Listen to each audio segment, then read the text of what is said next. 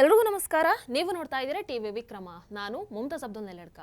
ವೀಕ್ಷಕರೇ, ನಿಮಗೆ ಅವತ್ತು ಅರವಿಂದ್ ಕೇಜ್ರಿವಾಲ್ ಲಿಕ್ಕರ್ ಹಗರಣ ಕೇಸಲ್ಲಿ ಲೋಯರ್ ಕೋರ್ಟ್ನಲ್ಲಿ ಕ್ಲೀನ್ ಚಿಟ್ ಸಿಕ್ಕ ನಂತರ ಮೀಡಿಯಾ ಮುಂದೆ ನಿಂತು ಫುಲ್ ಕಣ್ಣೀರನ್ನ ಹಾಕಿ, ನಾನು ಸತ್ಯ ಹರಿಶ್ಚಂದ್ರನ ಮೊಮ್ಮಗ, ನನಗೆ ಹಗರಣ ಅಂದ್ರೆ ಏನಂತನೇ ಗೊತ್ತಿಲ್ಲ, ನನ್ನಂತಹ ಒಬ್ಬ ಸಚ್ಚಾರಿತ್ರ್ಯ ಇರುವಂತಹ ಮನುಷ್ಯ ಈ ಭೂಮಿ ಮೇಲೆ ಇಲ್ಲ ಅನ್ನೋ ರೀತಿ ಕಣ್ಣೀರು ಹಾಕಿ ನಾಟಕ ಮಾಡಿದ್ದು ನೆನಪಿದೆ ಅಲ್ವಾ? ನಾನು ಅವತ್ತೇ ಕಾರ್ಯಕ್ರಮದಲ್ಲಿ ಹೇಳಿದ್ದೆ, ಈ ಅಳುವನ್ನು ಅವರೊಂದು ಸ್ವಲ್ಪ ಪೋಸ್ಟ್ ಪೋನ್ ಮಾಡಬಹುದಿತ್ತು, ಮುಂದೆ ಬೇಕಾಗತ್ತೆ, ಇಷ್ಟು ಬೇಗ ಇದರ ಅವಶ್ಯಕತೆ ಇರಲಿಲ್ಲ ಅಂತ. ಬಟ್ ಏನು ಮಾಡೋದು, ಸಂತೋಷದಲ್ಲಿ ಕಣ್ಣೀರನ್ನ ಹಾಕಬಿಟ್ರು. ಈಗ ನೋಡಿ, ನಮ್ಮ ದೇಶದ ಜಸ್ಟಿಸ್ ಸಿಸ್ಟಮ್ ಹೇಗಿರುತ್ತೆ ಅಂತ ನಿಮಗೆ ಗೊತ್ತಿದೆ. ಯಾವುದೇ ಕೇಸ್ ಆಗಲಿ ಲೋಯರ್ ಕೋರ್ಟ್ನಿಂದ ಹೈಕೋರ್ಟ್, ಅಲ್ಲಿಂದ ಸುಪ್ರೀಂ ಕೋರ್ಟಿಗೆ ಹೋಗುವಂಥದ್ದು ನಾರ್ಮಲ್ ಪ್ರೋಸೆಸ್. ಕೇಜ್ರಿವಾಲ್ ಅವರ ಕೇಸ್ ವಿಚಾರ ಅಂತ ಬಂದಾಗ ಲಿಕ್ಕರ್ ಪಾಲಿಸಿ ಸಂಬಂಧಪಟ್ಟಂತಹ ಭ್ರಷ್ಟಾಚಾರ ಪ್ರಕರಣದಲ್ಲಿ ಆರೋಪಿಗಳಾಗಿರುವಂತಹ ಅರವಿಂದ್ ಕೇಜ್ರಿವಾಲ್, ಮನೀಶ್ ಸಿಸೋಡಿಯಾ ಹಾಗೆ ಇನ್ನೊಂದಷ್ಟು ಮಂದಿಯನ್ನ ಬಿಡುಗಡೆ ಮಾಡಿದ್ದ, ಹಾಗೆ ಅವರಿಗೆ ಕ್ಲೀನ್ ಚಿಟ್ ಕೊಟ್ಟಿದ್ದಂತಹ ಲೋಯರ್ ಕೋರ್ಟ್ ಆದೇಶವನ್ನ ಪ್ರಶ್ನೆ ಮಾಡಿ ಸಿಬಿಐ ಏನು ಮಾಡುತ್ತೆ, ಡೆಲ್ಲಿ ಹೈಕೋರ್ಟ್ಗೆ ಅರ್ಜಿಯನ್ನು ಸಲ್ಲಿಕೆ ಮಾಡುತ್ತೆ. ಸೊ ಈಗ ಇದು ಹೈಕೋರ್ಟ್ಗೆ ಬಂದು ನಿಂತಿದೆ. ಆದ್ರೆ ಇಲ್ಲಿ ಈಗ ಒಂದು ಟ್ವಿಸ್ಟ್ ನಡೀತಾ ಇದೆ. ಏನ್ ಟ್ವಿಸ್ಟು? ಕೇಜ್ರಿವಾಲ್ ಈ ಒಂದು ಪ್ರೊಸೆಸ್ ಅನ್ನ ಚಾಲೆಂಜ್ ಮಾಡ್ತಾ ಇದ್ದಾರೆ. ಅಂದ್ರೆ ಹೈಕೋರ್ಟೇ ತಪ್ಪು ಅನ್ನೋ ರೀತಿ ಮಾತಾಡ್ತಾ ಇದ್ದಾರೆ. ನೋಡಿ, ಈ ಇಂಡಿ ಒಕ್ಕೂಟದ ನಾಯಕರ ಹಣೆ ಬರಹನೆ ಇಷ್ಟು ಅಂತ ಅನ್ಸುತ್ತೆ. ಮಮತಾ ಬ್ಯಾನರ್ಜಿ ಆಗಿರ್ಲಿ ಅಥವಾ ಕೇಜ್ರಿವಾಲ್ ಆಗಿರ್ಲಿ, ಅವರ ವಿರುದ್ಧ ಏನಾದ್ರೂ ಒಂದು ಆದೇಶ ಬರುತ್ತೆ ಅಂತ ಗೊತ್ತಾದ್ರೆ ಸಾಕು, ಕೋರ್ಟ್ ವಿರುದ್ಧ ಆದ್ರೂ ಪರವಾಗಿಲ್ಲ, ಅವರು ಮಾತಾಡ್ಬಿಡ್ತಾರೆ, ಕೋರ್ಟ್ ವಿರುದ್ಧ ನಡ್ಕೊಂಡು ಬಿಡ್ತಾರೆ.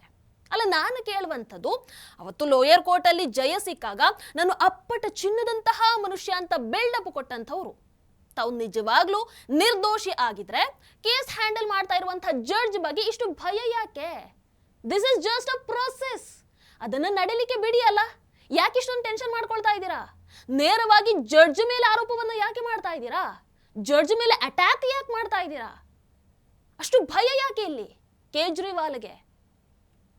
ವೀಕ್ಷಕರು, ಇದು ಕೇಜ್ರಿವಾಲ್ನ ಒಂದು ಹೊಸ ಸ್ಟ್ರಾಟಜಿ ಅಂತ ಅನ್ಸುತ್ತೆ. Lower court clean chit challenge ಅನ್ನ ಮಾಡಿ ಸಿಬಿಐ ದೆಹಲಿ ಹೈಕೋರ್ಟ್ ಅಲ್ಲಿ ರಿವಿಷನ್ ಪಿಟಿಷನ್ ಅನ್ನ ಹಾಕುತ್ತೆ. ಸೊ ಈ ಕೇಸ್ ಈಗ ಜಸ್ಟಿಸ್ ಸುವರ್ಣಕಾಂತ್ ಶರ್ಮಾ ಅವರ ಹತ್ರ ಇದೆ. ಅಲ್ಲಿ ನಾನು ನೋಡಿ ಕೇಜ್ರಿವಾಲ್ಗೆ ಸಮಸ್ಯೆ ಶುರುವಾಗುವಂಥದ್ದು. ಕೇಜ್ರಿವಾಲ್ ಈಗ ರೆಕ್ಯೂಸಲ್ ಅಪ್ಲಿಕೇಶನ್ ಅನ್ನ ಹಾಕಿದ್ದಾರೆ. ಅಂದ್ರೆ ಈ ಜಡ್ಜ್ ನಮಗೆ ಬೇಡ, ನಮಗೆ ಬೇರೆ ಜಡ್ಜ್ ಬೇಕು ಅಂತ. ಇನ್ನೊಂದು ಮುಖ್ಯ ವಿಚಾರ ಏನಪ್ಪಾ ಅಂತಂದ್ರೆ, ಈ ಅಪ್ಲಿಕೇಶನ್ ಅನ್ನ ಕೇವಲ ಕೇಜ್ರಿವಾಲ್ ಮಾತ್ರ ಹಾಕಿಲ್ಲ. ಮೊದಲು ಮನೀಶ್ ಸಿಸೋಡಿಯಾ ಹಾಕ್ತಾರೆ, ಅದಾದ ನಂತರ ದುರ್ಗೇಶ್ ಪಾಠಕ್, ಹೀಗೆ ಇನ್ನೊಂದಷ್ಟು ಮಂದಿ ಪಿಟಿಷನ್ ಅನ್ನ ಹಾಕಿರುವಂತದ್ದು. ಹಾಗಾಗಿ ಇಲ್ಲಿ ಒಂದು ವಿಚಾರ ಮಾತ್ರ ಸ್ಪಷ್ಟ ಆಗುತ್ತೆ, ಇದು ಒಬ್ಬರ ವಿಚಾರ ಅಲ್ಲ. ಅಂದ್ರೆ ಇದು ಜಸ್ಟ್ ಕೇಜ್ರಿವಾಲ್ನ ಪ್ಲಾನ್ ಮಾತ್ರ ಅಲ್ಲ, ಇದು ಒಂದು ಕೋಆರ್ಡಿನೇಟೆಡ್ ಪ್ಲಾನ್. ಆದ್ರೆ ಏನು ಮಾಡೋದು, Delhi high court chief justice March 15ಕ್ಕೆ ಈ ಒಂದು ಪಿಟಿಷನ್ ಅನ್ನ ತಳ್ಳಿ ಹಾಕ್ತಾರೆ. ಆಮೇಲೆ ಸ್ಪಷ್ಟವಾಗಿ ಹೇಳಿದ್ರು ಕೂಡ ಕೇಸ್ ಟ್ರಾನ್ಸ್ಫರ್ ಮಾಡೋದಕ್ಕೆ ಯಾವುದೇ ಗ್ರೌಂಡ್ ಇಲ್ಲ, ನೋ ವ್ಯಾಲಿಡ್ ರೀಸನ್. ಇಲ್ಲಿ ಜಸ್ಟಿಸ್ ಶರ್ಮಾ ಅವರ ಹತ್ರ ಈ ಕೇಸ್ ಇರೋದಕ್ಕೆ ಕಾರಣ ಏನು ಅಂತಂದ್ರೆ, MP ಹಾಗೆ MLAಗಳ ಕ್ರಿಮಿನಲ್ ಕೇಸ್ಗಳ ರೋಸ್ಟರ್ ಅವರಿಗೆ ಅಸೈನ್ ಆಗಿರುವಂತದ್ದು. ಅಂದ್ರೆ ಇಲ್ಲಿ ಯಾವುದೇ ರೀತಿಯಾದಂತಹ ಸೆಟ್ಟಿಂಗ್ ನಡೆದಿಲ್ಲ, ಅಥವಾ ಇಲ್ಲಿ ಯಾವುದು ಕೂಡ ಬಯಾಸ್ಡ್ ಅಲ್ಲ. ಇದು ಜಸ್ಟ್ ರೂಟೀನ್ ಜುಡಿಷಿಯಲ್ ಅಸೈನ್ಮೆಂಟ್ ಮಾತ್ರ. ಆದ್ರೂ ಕೇಜ್ರಿವಾಲ್ ಅಲ್ಲಿಗೆ ನಿಲ್ಲೋದಿಲ್ಲ, ಮತ್ತೆ ಸುಪ್ರೀಂ ಕೋರ್ಟಿಗೆ ಹೋಗ್ತಾರೆ. ಆದ್ರೆ ಅನ್ಫಾರ್ಚುನೇಟ್ಲಿ ಮಾರ್ಚ್ 22ನೇ ತಾರೀಕಿಗೆ ಕೇಜ್ರಿವಾಲ್ ಆ ಪಿಟಿಷನ್ ಅನ್ನ ವಾಪಸ್ ತಗೊಳ್ತಾರೆ. ಯಾಕೆ? ಅಲ್ಲಿ ಪಿಟಿಷನ್ ಡಿಸ್ಮಿಸ್ ಆಗುತ್ತೆ ಅನ್ನುವಂಥದ್ದು ಕೇಜ್ರಿವಾಲ್ಗೆ ಸ್ಪಷ್ಟವಾಗಿ ಅರ್ಥ ಆಗುತ್ತೆ. ಆಮೇಲೆ ಪೆನಾಲ್ಟಿ ಬೀಳುವಂತ ಸಾಧ್ಯತೆ ಇತ್ತು, ಪಬ್ಲಿಕ್ ಇಮೇಜ್ ಹಾಳಾಗುತ್ತೆ ಅನ್ನುವಂಥ ಭಯದಲ್ಲಿ ಅದನ್ನು ವಾಪಸ್ ತಗೊಳ್ತಾರೆ. ವೀಕ್ಷಕರೇ, ಈಗ ಕೇಜ್ರಿವಾಲ್ ಮಾಡಿರುವಂತಹ ಆರೋಪಗಳನ್ನು ಒಂದು ಬಾರಿ ನೋಡೋಣ. ಆರೋಪ ನಂಬರ್ 1, ಜಸ್ಟಿಸ್ ಶರ್ಮಾ ಅವರ ಮಗನಿಗೆ ಗವರ್ಮೆಂಟ್ ಪ್ಯಾನೆಲ್ ಸಿಕ್ಕಿದೆ ಅಂತ ಹೇಳ್ತಾರೆ. ಫ್ಯಾಕ್ಟ್ ಏನು ಅಂತ ನೋಡಿದ್ರೆ, ದೆಹಲಿಯಲ್ಲಿ 900ಕ್ಕೂ ಹೆಚ್ಚು ವಕೀಲರು ಇಂತಹ ಪ್ಯಾನೆಲ್ ಅಲ್ಲಿ ಇದ್ದಾರೆ. ಇದೊಂದು ಕಾಮನ್ ಪ್ರೊಫೆಷನಲ್ ಅರೇಂಜ್ಮೆಂಟ್. ಕೇಸ್ಗಳ ಪ್ರಕಾರ ವಕೀಲರಿಗೆ ಇಲ್ಲಿ ಕನಿಷ್ಠ ಫೀಸ್ ಅಂತ ನೀಡಲಾಗುತ್ತೆ. ಇನ್ನು ಆರೋಪ ನಂಬರ್ 2, ಜಸ್ಟಿಸ್ ಶರ್ಮಾ RSS ವಿಚಾರಧಾರೆ ಜೊತೆಗೆ ಒಂದು ಸಂಬಂಧವನ್ನ ಹೊಂದಿದ್ದಾರೆ, ಯಾಕಂದ್ರೆ ಅವರು ಒಂದು ಅಂತಹ ಕಾರ್ಯಕ್ರಮದಲ್ಲಿ ಭಾಗವಹಿಸಿದ್ದಾರೆ ಅನ್ನುವಂತಹ ಆರೋಪ.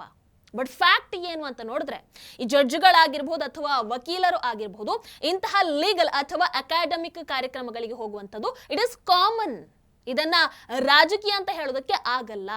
ಹಾಗೆ ನೋಡಿದ್ರೆ CJI ಸೂರ್ಯಕಾಂತ್ ಅವರು ಕೂಡ ಅಂತಹ ಕಾರ್ಯಕ್ರಮಕ್ಕೆ ಹೋಗಿದ್ದಾರೆ. ಹಾಗಾದ್ರೆ ಅವರು ಕೂಡ ಬಯಾಸ್ಡ್ ಅಂತ ಹೇಳ್ತೀರಾ? ಅವರನ್ನು ಕೂಡ ತೆಗಿಬೇಕು ಅಂತ ಹೇಳ್ತೀರಾ? ಇನ್ನು ಆರೋಪ number 3, justice Sharma short adjournment ಕೊಡ್ತಾರೆ. ಫ್ಯಾಕ್ಟ್ ಏನು ಅಂತ ನೋಡಿದ್ರೆ ಸುಪ್ರೀಂ ಕೋರ್ಟ್ ಬಹಳ ಸ್ಪಷ್ಟವಾಗಿ ಹೇಳಿದೆ, MP ಅಥವಾ MLA ಕೇಸ್ಗಳನ್ನ ಬೇಗ ಮುಗಿಸಬೇಕು, ಸುಮ್ಮನೆ ಲೇಟ್ ಆಗಬಾರ್ದು. ಹಂಗಿದ್ರೆ ಬೇಗ ಬೇಗ ವಿಚಾರಣೆ ನಡೆಯೋದ್ರಲ್ಲಿ ಕೇಜ್ರಿವಾಲ್ಗೆ ಏನ್ ಸಮಸ್ಯೆ ಇದೆ?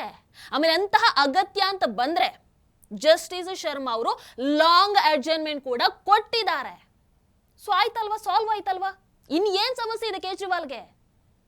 ವೀಕ್ಷಕರೇ, ಇಲ್ಲಿ ಪ್ರಶ್ನೆ ಏನು ಗೊತ್ತಾ, ಪ್ರತಿ ಬಾರಿ ಕೋರ್ಟಲ್ಲಿ ಕೇಜ್ರಿವಾಲ್ ಪರವಾಗಿ ಆದೇಶ ಬಂದ್ರೆ ಸತ್ಯಕ್ಕೆ ಸಾವಿಲ್ಲ ಅಂತ ಬರ್ತಾರೆ. ಅದೇ ಅವರ ವಿರುದ್ಧ ಆದೇಶ ಬಂದ್ರೆ ಅದನ್ನೇ ಬಯಾಸ್ಡ್ ಜಡ್ಜ್ಮೆಂಟ್ ಅಂತ ಹೇಳ್ತಾರೆ. ಅಥವಾ ನನಗೆ ಅನ್ಸೋದು ಇದೊಂದು ನರೇಟಿವ್ ಬಿಲ್ಡ್ ಮಾಡ್ತಾ ಇರುವಂಥದ್ದು ಅಂತ. ಅವನು ಸ್ಟ್ರಾಟಜಿ ಏನಾದ್ರೂ ನಡೀತಾ ಇದೆಯಾ? ಯಾಕಂತಂದ್ರೆ ಇಲ್ಲಿ ನೋಡಿ, ನ್ಯಾಯಾಂಗವನ್ನ ಒಂದು ಡೌಟ್ಫುಲ್ ದೃಷ್ಟಿಯಿಂದ ನೋಡೋ ಹಾಗೆ ಮಾಡೋ ಸಲುವಾಗಿ ಅಥವಾ ಜಸ್ಟಿಸ್ ಶರ್ಮಾ ಅವರ ಇಮೇಜ್ ಅನ್ನ ಕೆಡಿಸುವ ಸಲುವಾಗಿ ಕೇಜ್ರಿವಾಲ್ ತಮ್ಮ ಎಕೋಸಿಸ್ಟಮ್ ಅನ್ನೇ ಅಖಾಡಕ್ಕೆ ಇಳಿಸಿರೋ ಹಾಗೆ ಕಾಣಿಸ್ತಾ ಇದೆ. ಜಸ್ಟಿಸ್ ಶರ್ಮಾ ವಿರುದ್ಧ ಇವರದೇ ಯಾರೋ ಪತ್ರಕರ್ತ ಸೌರವ್ ದಾಸ್ ಮೂಲಕ ಪ್ರೊಪಗ್ಯಾಂಡಾ ಆರ್ಟಿಕಲ್ ಅನ್ನ ಬರೆಸಿ ಅದನ್ನು ಶೇರ್ ಮಾಡಿದ್ದಾರೆ. ಅದಾದ ನಂತರ ನಿಮಗೆ ಗೊತ್ತು, ಯೂಟ್ಯೂಬರ್ ಧ್ರುವರಾತಿ ಕೂಡ ಜಸ್ಟಿಸ್ ಸ್ವರ್ಣಕಾಂತ್ ಶರ್ಮಾ ಅವರ ವಿರುದ್ಧ ವಿಡಿಯೋ ಮಾಡಿ ಟೀಕೆ ಕೂಡ ಮಾಡಿರುವಂಥದ್ದು. ಸೊ ಇವರೆಲ್ಲರನ್ನ ನೋಡಿದ್ರೆ ಏನ್ ಅನ್ಸುತ್ತೆ? ಜಸ್ಟಿಸ್ ಶರ್ಮಾ ಅವರನ್ನ ಒಂದು ಕೆಟ್ಟ ರೀತಿಯಲ್ಲಿ ತೋರಿಸುವಂತಹ ಪ್ರಯತ್ನ ಇದು ಉದ್ದೇಶಪೂರ್ವಕವಾಗಿ ನಡೀತಾ ಇದೆ. ಜುಡಿಷಿಯಲ್ ಸಿಸ್ಟಮ್ ಅನ್ನ ಒಂದು ಸಂಶಯಾಸ್ಪದ ರೀತಿಯಲ್ಲಿ ನೋಡೋ ಹಾಗೆ ಮಾಡೋದಕ್ಕೆ ಆಪ್ ಅಂಡ್ ಅವರ ಹೋಲ್ ಎಕೋಸಿಸ್ಟಮ್ ಇಲ್ಲಿ ಒಟ್ಟಾಗಿ ಕೆಲಸ ಮಾಡ್ತಾ ಇರೋ ಹಾಗೆ ಕಾಣಿಸ್ತಾ ಇದೆ. ಒಂದು ಪ್ರೊಪಗ್ಯಾಂಡಾವನ್ನ ಸೃಷ್ಟಿ ಮಾಡ್ತಾ ಇದ್ದಾರೆ. ವೀಕ್ಷಕರೇ, ಈಗ ಇರುವಂತಹ ಪ್ರಶ್ನೆ, ಕೇಜ್ರಿವಾಲ್ಗೆ ಸತ್ಯಮೇವ ಜಯತೆ ಇದರ ಮೇಲೆ ಈಗ ನಂಬಿಕೆ ಇಲ್ವಾ? ಭಾರತೀಯ ನ್ಯಾಯಾಂಗದ ಮೇಲೆ ಈಗ ನಂಬಿಕೆ ಇಲ್ವಾ? ಯಾಕೆ ಜೈಲಿಗೆ ಹೋಗ್ತೀನಿ ಅನ್ನುವಂಥ ಭಯ ಏನಾದ್ರೂ ಇದೆಯಾ? ತಮ್ಮ ಪರ ತೀರ್ಪು ಬಂದಾಗ ಸತ್ಯಮೇವ ಜಯತೆ, ತಮ್ಮ ವಿರುದ್ಧ ತೀರ್ಪು ಬಂದೇ ಬರುತ್ತೆ, ನಾನು ಜೈಲಿಗೆ ಹೋಗೇ ಹೋಗ್ತೀನಿ ಅನ್ನುವಂಥದ್ದು ಗೊತ್ತಾಗ್ಬಿಟ್ರೆ ಜಡ್ಜ್ ಮೇಲೆ ದಾಳಿ ಮಾಡಿ ಬಿಡೋದಾ? ಅಲ್ಲ, ಇಲ್ಲಿ ನಿಜವಾಗ್ಲೂ ಕೇಜ್ರಿವಾಲ್ ನಿರ್ದೋಷಿ ಆಗಿದ್ರೆ just go and face the court. Judge change ಮಾಡೋದಕ್ಕೆ ಓಡ್ತಾ ಇರುವಂಥದ್ದು ಯಾಕೆ? ಇದಕ್ಕೆ ಕೇಜ್ರಿವಾಲ್ ಉತ್ತರವನ್ನ ಕೊಡಬಹುದಾ? ಏನೇ ಇರಲಿ, ನಾವು ಹೇಳೋಣ ಸತ್ಯಮೇವ ಜಯತೆ. ಟಿವಿ ವಿಕ್ರಮ, ದೇಶ ನಿಮ್ಮ ಕೈಯಲ್ಲಿ. ಈ ಕಾರ್ಯಕ್ರಮ ನಿಮಗೆ ಇಷ್ಟ ಆಗಿದ್ದಲ್ಲಿ ಲೈಕ್, ಶೇರ್ ಹಾಗೂ ಕಮೆಂಟ್ ಮಾಡಿ. ಟಿವಿ ವಿಕ್ರಮದ ಕಾರ್ಯಕ್ರಮಗಳನ್ನು ನಿರಂತರವಾಗಿ ವೀಕ್ಷಿಸಲು ಸಬ್ಸ್ಕ್ರೈಬ್ ಮಾಡಿ, ಬೆಲ್ ಐಕನ್ ಒತ್ತಿ.